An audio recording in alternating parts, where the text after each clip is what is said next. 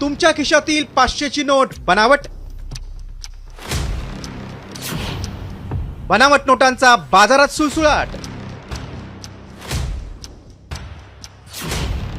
आरबीआयच्या अहवालात धक्कादायक माहिती.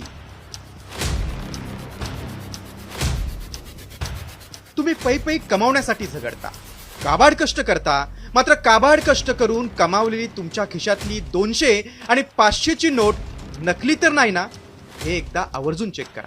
कारण 200 आणि 500 रुपयांच्या बनावट नोटांच्या संख्येत तब्बल 37% वाढ झाल्याचा धक्कादायक वास्तवच रिझर्व्ह बँकेच्या अहवालातून समोर आले.